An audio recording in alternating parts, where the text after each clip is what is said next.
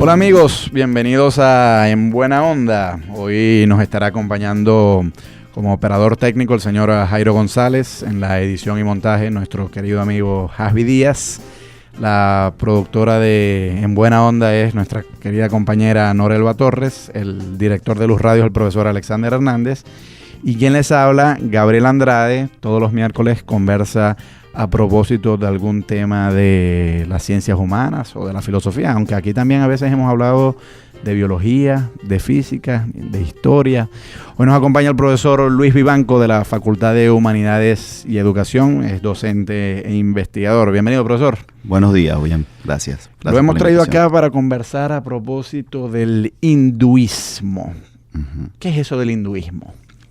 Bueno, el hinduismo es lo que es el conjunto de religiones que existe en la India, principalmente, aunque hoy se haya repartido en casi todo el mundo, diríamos, en Oceanía, en América, en realidad en todo el mundo podemos encontrar hinduistas, ¿no? Ya sea que son nativos de la India, que siguen su religión en otras partes del mundo, o que sean personas que se han convertido a la religión de la India, pero tiene tantas corrientes de esa religión que por eso la llamo un conjunto de religiones. Es decir, que no es una... bueno, pero por ejemplo en el cristianismo hay, digamos, tres grandes ramas, los católicos, ortodoxos y protestantes. Pero con todo, esas tres grandes ramas, ellos sostienen, bueno, tenemos ciertas creencias comunes entre nosotros que nos permiten llamarnos cristianos. ¿Cómo es en el caso del hinduismo? ¿Qué tan distintas son esas ramas entre sí? Bueno, tendría que empezar a hablar de lo que se llama el brahmanismo, que es la religión tradicional de la India, y una religión que existe desde hace aproximadamente 6.000 años, es decir, los 2.000 años que tenemos el cristianismo y como 4.000 años atrás, ¿no? Que toma elementos de lo más antiguo que existía en la India, que es la religión y la civilización drávida. Los drávidas eran un pueblo de piel muy oscura, por cierto, que vivían sobre todo al sur de la India, lo que son los estados de Kerala, Hyderabad. Como quien dice, la India tiene una forma triangular en el vértice inferior. Allí residían estos drávidas, son, como les decía, de tez oscura, piel oscura, pero no tienen rasgos africanos, o sea, no tienen los labios gruesos, las facciones braquicéfalas, sino que son más bien dolicocéfalos y con labios delgados, pero piel muy oscura, ¿no? Por la cuestión climática generalmente aceptado.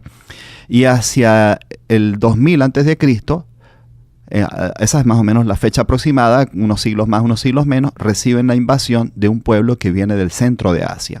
Un pueblo que venían sobre todo a caballo, eran jinetes, diestros jinetes de las estepas del centro de Asia, y que toma una dirección hacia dos partes, o sea, se dividen en un momento, que son muy numerosos. Una parte va hacia Medio Oriente, a lo que es hoy Irán, y otra parte va hacia la India, pasando a lo que hoy es Pakistán y la India propiamente, y conquista a todos estos pueblos.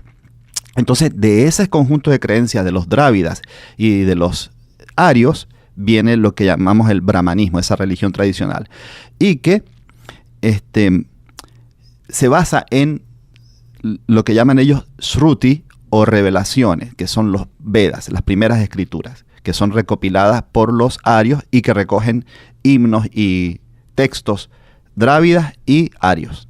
¿Esos Vedas están escritos en lengua sánscrita o dravidiana? La mayor parte de esos textos estaban en lenguas no sánscritas, y en una lengua sobre todo que era muy vernácula, muy popular en la India en ese momento, en que se mezclan las dos culturas, la aria y la drávida, que es el prakrito o prakriti. Este prakrito era una lengua, como digo, vernácula. Se conoce mucho de esa lengua, pero a la larga los himnos fueron traducidos o vertidos en sánscrito, que es la lengua que principalmente hablaban los arios, ¿no? Los arios, como vamos a decir, llegaron a conquistar los demás pueblos, se convirtieron como en la cultura y la clase dominante, pero además ilustrada. Poco a poco dejaron sus modos salvajes, nómadas del centro de Asia, y empezaron a civilizarse también intelectualmente, a crear una literatura, a crear un pensamiento, y tradujeron todos estos textos al sánscrito.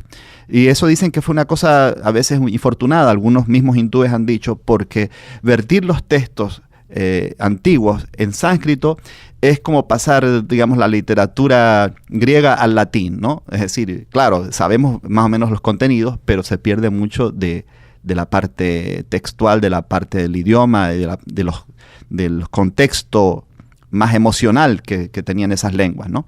Siempre se pierde algo en la traducción y aquí parece que se perdió algo, ¿no? Según Traditore. Sí, según Aubrey Menen, un intelectual anglo-hindú muy importante, Aubrey Menen, él decía que era como si los evangelios fueran traducidos por Gibbon, el historiador inglés del siglo XVIII. Mucho de lo que decía Jesús se podría reconocer como cristiano, pero sería un Jesús con peluca y calzones, pues, o sea, como los hombres del siglo XVIII, ¿no? Muy engolado. Sí. Ahora, cuando los arios invaden la península del subcontinente indio, dicen los historiadores que imponen un sistema de castas muy severo y que, pues, como que no trataron muy bien a la población local. Y claro, los arios eran de piel un poco más clara, e incluso en esto se inspiró Hitler para forjar su gran mito de la raza aria, ¿no? De una severa segmentación social. No me interesa hablar de Hitler, pero sí me interesa hablar de cómo fue que los arios impusieron un sistema social bastante jerárquico que perdura hasta el día de hoy y que mucha gente asocia con el hinduismo. Es verdad. Todo lo que has dicho tiene verdad.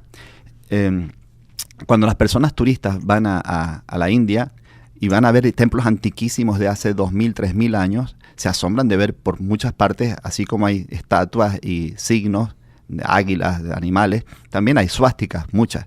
Porque la suástica era el símbolo de los arios, que era un signo que es como una cruz pero que va rotando, que va dando vueltas, y rota en dos sentidos, ¿no? Hacia un sentido, hacia la derecha, diríamos, como en inglés se diría clockwise, o sea, en sentido de las agujas del reloj, y el otro es un sentido en contra de las agujas del reloj.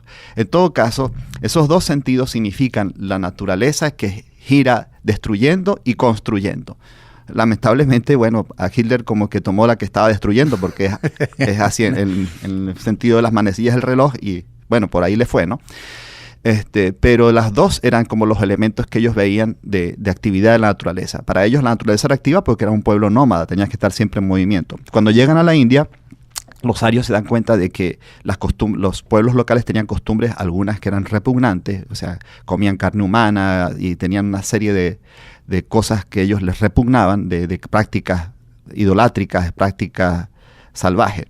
Y entonces deciden hacer una separación con estas personas y la van a separar por lo que llaman el Varna Dharma. Dharma es una palabra sánscrita que significa ley o camino y también significa doctrina, y Varna significa en sí color, pero así llamaron también a las castas. Entonces son castas raciales en cuanto al color de la piel.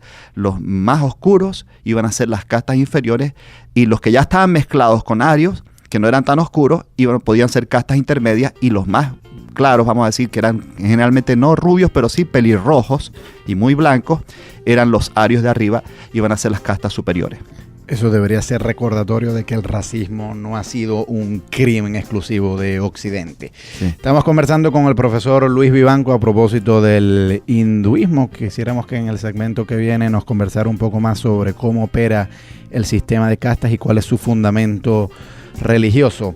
Vamos a escuchar para esta primera pausa musical de la agrupación Bacilos el tema Guerras Perdidas.